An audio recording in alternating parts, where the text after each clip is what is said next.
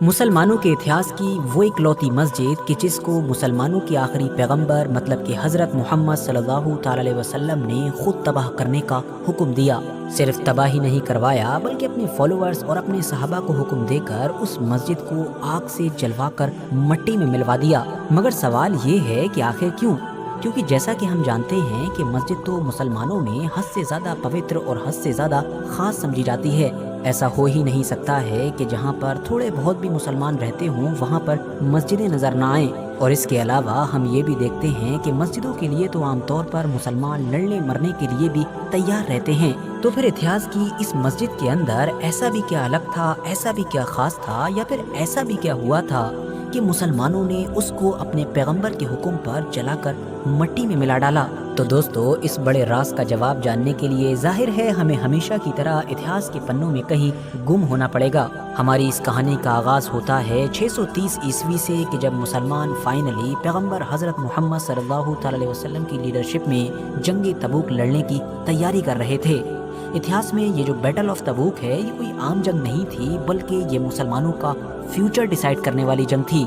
وہ اس لیے کیونکہ مسلمان پہلی بار دنیا کی سب سے بڑی طاقت مطلب کہ سپر پاور رومن امپائر سے لڑنے جا رہے تھے، کیونکہ اس وقت تک لگ بھگ وہ پورا ہی علاقہ کہ جس کو آج کے دور میں ہم سعودی عربیہ کے نام سے جانتے ہیں وہ ڈائریکٹلی یا پھر انڈائریکٹلی مسلمانوں کے کنٹرول میں آ چکا تھا۔ ان علاقوں میں جتنے بھی گاؤں، شہر، قبیلے تھے ان میں بسنے والے لوگ یا تو مسلمان بن چکے تھے یا پھر مسلمانوں کے ساتھ کوئی ٹریٹی وغیرہ سائن کر چکے تھے۔ مگر جیسے جیسے عرب کا یہ پورا علاقہ ایک لیڈر کی لیڈرشپ میں یونائٹ ہوتا جا رہا تھا ویسے ویسے اب رومن امپائر کی طرف سے خطرہ بھی بڑھتا جا رہا تھا، کیونکہ ہو نہ ہو رومن امپائر اسلام کی اس پہلی اسٹیٹ کو اپنے لیے سب سے بڑا خطرہ سمجھنے لگا تھا۔ اسی لیے اب 630 عیسوی آتے آتے کچھ سیکریٹ سورسز یا پھر اوپن سورسز سے بھی لگاتار مدینہ میں یہ خبریں پہنچنے لگی تھیں کہ رومن امپائر کے بادشاہ نے مسلمانوں سے ٹکرانے کا فیصلہ کر لیا ہے اور وہ 1,00,000 کی فوج لے کر عرب اور رومن امپائر کے جس کو بیزنٹائن امپائر بھی کہا جاتا تھا اس کے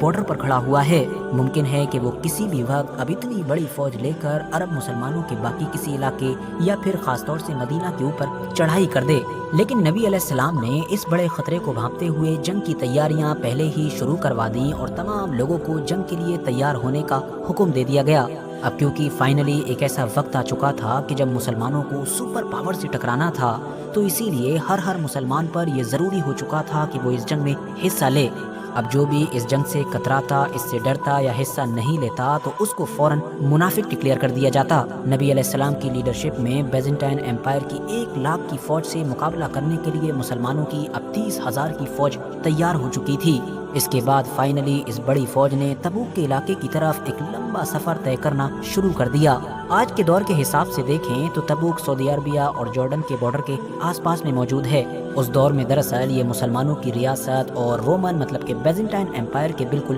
بیچ میں موجود تھا، اسی لیے ان دونوں بڑی فوجوں کا ٹکراؤ یہیں پر مانا جا رہا تھا۔ ساتھیو، تبوک کا یہ لمبا سفر کوئی عام یا آسان سفر نہیں تھا بلکہ اس کو تو مسلم اتہاس میں سب سے مشکل سفروں میں سے ایک بتایا گیا ہے۔ وجہ یہ تھی کہ یہ ایک 700 کلومیٹر کا ایک لمبا فاصلہ تھا، وہ بھی ان مسلمانوں کے لیے کہ جن کے پاس اپنی سواریاں بھی نہیں ہوا کرتی تھیں، بلکہ مال و دولت میں کمزور ہونے کی وجہ سے لگ بھگ ساری ہی جنگوں میں ابھی تک تو مسلمانوں کا ایسا ٹریک ریکارڈ تھا کہ ان کے سارے سپاہیوں کے پاس اپنے پورے ہتھیار بھی نہیں ہوا کرتے تھے۔ اور اوپر سے یہ کہ جس وقت یہ سفر کرنا پڑا تھا عرب میں یہ سال کا وہ وقت تھا کہ جب سب سے زیادہ گرمی پڑا کرتی تھی۔ فی الحال مسلمان اپنے ٹھکانے پر پہنچے اور نبی علیہ السلام وہاں پر اپنے سپاہیوں، اپنے تمام ساتھیوں کے ساتھ لگ بھگ 20 دن رکے، لیکن بیزنٹائن امپائر مطلب کہ رومنز کا وہاں پر دور دور تک کوئی اتا پتہ نہیں تھا۔ اس کے بارے میں زیادہ تر اسکالرز کا یہی ماننا ہے کہ رومنز دراصل مدینہ یا اس کے آس پاس کے باقی عرب علاقوں کو انویڈ تو کرنا چاہتے تھے،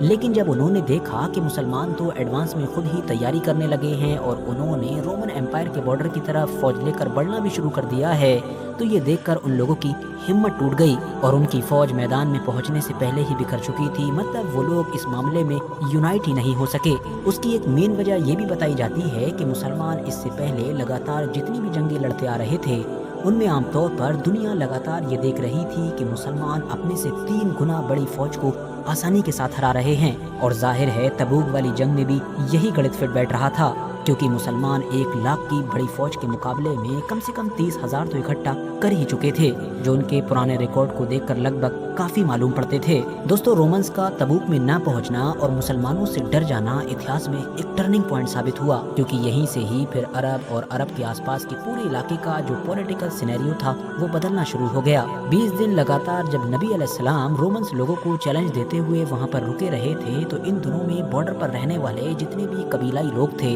अब वो चाहे ईसाई कबीले के लोग हों या फिर बुद्ध वगैरह को पूजने वाले लोग हों, उन सभी ने अब रोमन्स को छोड़कर मुसलमानों से डील कर ली। मतलब अब वो मुसलमानों की तरफ आ चुके थे, जिसका मतलब ये था कि वो या तो न्यूट्रल रहते या फिर जंगों वगैरह में मुसलमानों का साथ देते। इसके अलावा तबूक के इलाके से जब मुसलमान मदीना में वापस पहुंचे तो वहाँ पर मौजूद तमाम लोगों की तरफ से मुसलमानों का बड़ा ही आलीशान, मतलब एक विजेता के तौर पर स्वागत किया गया, क्योंकि रोमन्स को चैलेंज करने के बाद अब हर इंसान के दिमाग में ये बात पहुंच चुकी थी कि मुसलमान ना तो कोई आम ताकत है और ना ही टेम्परेरी ताकत है। लेकिन दोस्तों, इन तमाम चीज़ों और इन तमाम फायदों के अलावा भी एक और बड़ी चीज़ थी कि जो मुसलमानों ने इस जंग की वजह से हासिल की थी, और वो चीज़ थी मुनाफिकों की पहचान। वो लोग कि जो ऊपर से तो मुसलमान बनते थे, मुसलमान होने का नाटक करते थे, लेकिन अंदर से मुसलमान नहीं थे, बल्कि वो तो अंदर ही अंदर मुसलमानों को नुकसान पहुंचाने के लिए, मुसलमानों को खत्म करने के लिए कोई ना कोई प्लानिंग या मंसूबाबंदी हमेशा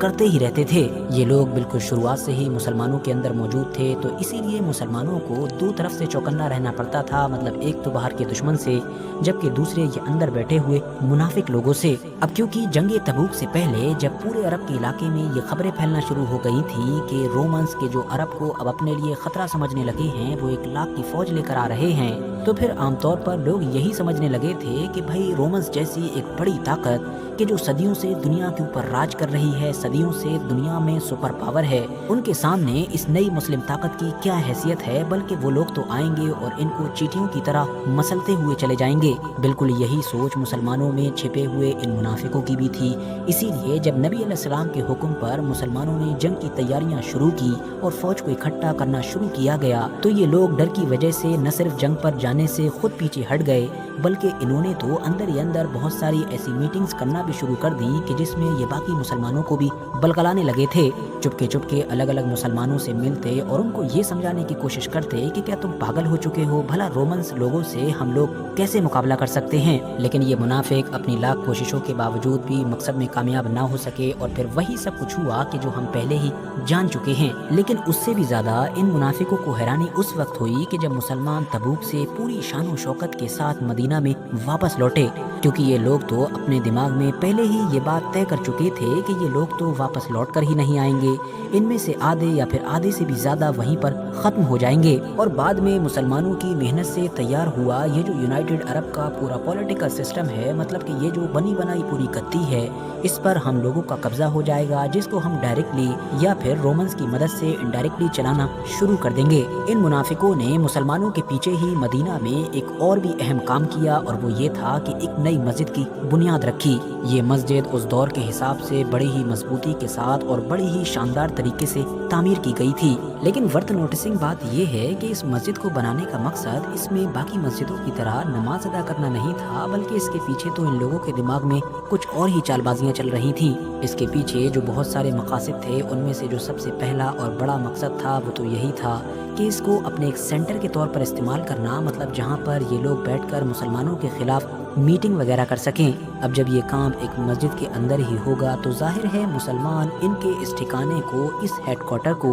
वैसे टारगेट नहीं कर सकेंगे कि जैसे पहले वो दूसरी जगहों पर कर दिया करते थे। इसको बनाने के पीछे इन मुनाफिकों का एक मकसद ये भी था कि इसके ज़रिए से वो मदीना की जो शुरुआती 2 मस्जिदें थीं, मतलब कि मस्जिद कुबा और मस्जिद नबवी, उसको कंपटीशन दे सकें। और तो और जब एक बार इस मस्जिद के अंदर बहुत सारे नमाजी आने भी लगेंगे, तो उन सारे नमाजियों को, और उनमें से भी ख़ास तौर से वो मुसलमान के जो इस्लाम के मामले में दिमागी तौर पर कमज़ोर होंगे, मतलब जिन्होंने नया नया ही इस्लाम अपनाया होगा, تو وہ ان کو مسلمانوں کے خلاف اور خاص طور سے آخری پیغمبر کے خلاف بھڑکانا شروع کر دیں گے، اور اس طرح سے وہ نہ صرف اسلام کو کمزور کریں گے بلکہ اسلام میں فرقہ واریت یعنی کہ کئی الگ الگ گروپ تیار کر دیں گے، جس سے بہت جلد ہی ان لوگوں کی سب سے بڑی طاقت مطلب ان کی جو یونٹی ہے وہ ختم ہو جائے گی اور یہ آپس میں ٹوٹ کر بکھر جائیں گے۔ لیکن ہوا اس کا بالکل الٹ، کیونکہ ان لوگوں کے یہ سارے کے سارے منصوبے اس وقت دھرے کے دھرے رہ گئے کہ جب مسلمان ایک وجیتا کے طور پر پوری شان و شوکت کے ساتھ تبوک سے مدینہ کی طرف